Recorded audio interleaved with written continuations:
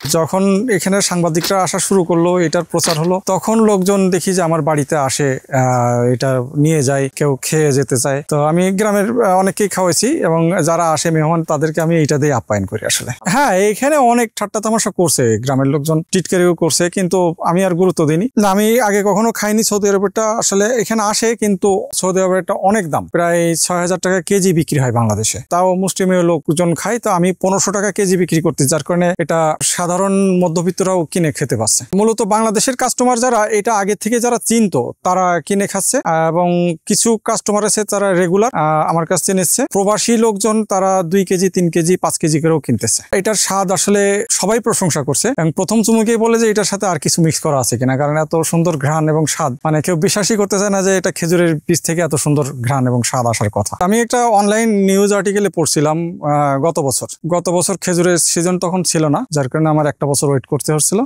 এরপরে এই বছরের শুরুতেই আমি কিছু খেজুর সংগ্রহ করি এবং তৈরি করে আমি কয়েকজনকে খাওয়ানোর পরে সবাই বললো এটার স্বাদ খুব ভালো। সৌদির লোকজন আসলে এটা অনেক আগে থেকে পান করে, ওরা এই খেজুরের বীজগুলো ফেলে না। তো আমি চিন্তা করলাম যে আমাদের দেশের খেজুরের বীজগুলো তো এরকম নষ্ট হয়, তো আমরা তাহলে এটা ফেলে না দিয়ে যদি এটা কাজে লাগাতে পারি এবং সেটা আমরা দেশের বাইরেও এক্সপোর্ট করতে পারবো, আমাদের দেশের নতুন একটা পানীয় প্রচলন হবে। তো এই উদ্দেশ্য করে আমি এটা তৈরি করছি। এটা তো আসলে ইউটিউবে যেটা প্রসেসিং যেটা দেখায় সেটা আসলে শুকনা কড়ার উপরে ভাজতে দেখছি আমি, কিন্তু ওইটা আমার পছন্দ হয়নি। সব জায়গায় সমানভাবে ভাজা হয় না, তো আমি প্রথমেই বালু দিয়েই ভাজার চিন্তা করছি, কারণ এটা তাপমাত্রা সবখানে সমানভাবে পাবে। এবং প্রথমবারেই আমি যখন তৈরি করে গুঁড়া করছি এবং প্রথমবারেই সাকসেস হচ্ছে। আমি মূলত বাংলাদেশি খেজুর দিয়েই করতেছি, কারণ হচ্ছে এটা অবহেলিত একটা পণ্য। খেজুরে এত পরিমাণ হয় আমাদের এই এলাকায় যে পাখিতেও খেয়ে শেষ করতে পারে না, সবই গাছের নিচে পড়ে থাকে। তো সেই জন্য আমি চাচ্ছি যে এটা কোনোভাবে কাজে লাগানো যায় কিনা, এবং কাজে লাগাতে পারলে পরে এটা আমাদের একটা সম্পদে পরিণত হবে।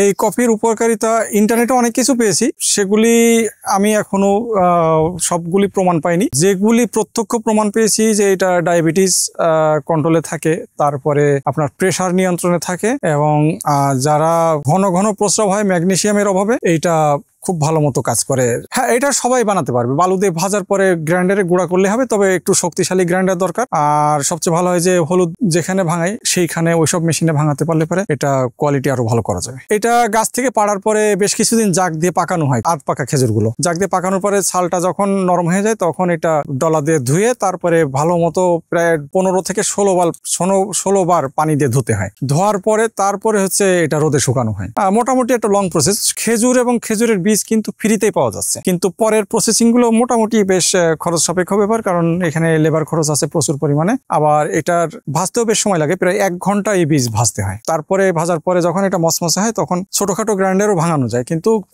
ছোট গ্রাইন্ডারে করলে পরে কিছু কিছু সমস্যা দেখা যায়, ব্লেড ভেঙে যায় এটার। এবং এর আগে অনেকে এটা করতে যেয়ে তাদের ব্লেড ভেঙে গেছে। তো সবগুলিতে আসলে বীজ সমানভাবে ভাজা হয় না, যার কারণে এরকম সমস্যা হয়। এবং ছোট বড় বীজগুলি আসলে আলাদা করে তারপরে বাছাই করে ভাজতে হয়, তাহলে সবগুলো সমানভাবে ভাজা হয়। ভাই তৈরি করাতেই খাওয়া শুরু করেছি আমি। খাইয়ে আমি এই মাঠে আমার জমি আছে এখানে, আমি সব জমি দেখতে আসি। আসার পরে ভাইয়ের এখানে আসলাম, আসার পরে তো আমি ওই কফি খাওয়ার পরে ঘন ঘন পিসাব হইতো, এই পিসাবটা কিন্তু হয় না। তখন ভাই ঠিক পাইনি, কিন্তু আমি এসে বলছি যে ভাই এ তৈরি করছেন কি ব্যাপারটা, করছে যে আপনি খেয়েই দেখেন। উনি কিন্তু জানেন না, আমি খেয়ে ওনার কাছে বলেছি যে ভাই পিসাবের দিক থেকে অনেক উপকারে, স্বাদ ভালোই, খুব ভালো, চায়ের মতনই ভাই বানিয়ে দেয়। কিন্তু ভাই ধরতে পারেনি যে কি রোগ সারে।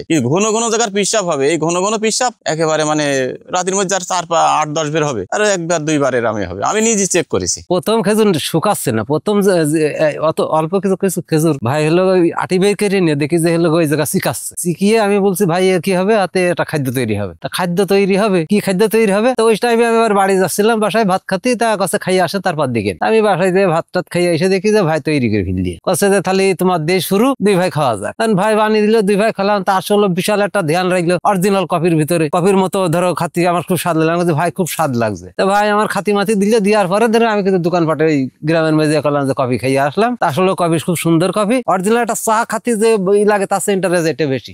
মানুষ টিটকারি মাছে খেজুরি আটি দিয়ে কি করবে, টিটকারির কোনো কাজ নাই। তখন সেই সব লোকই এসে নেচ্ছে খাচ্ছে বেড়াচ্ছে।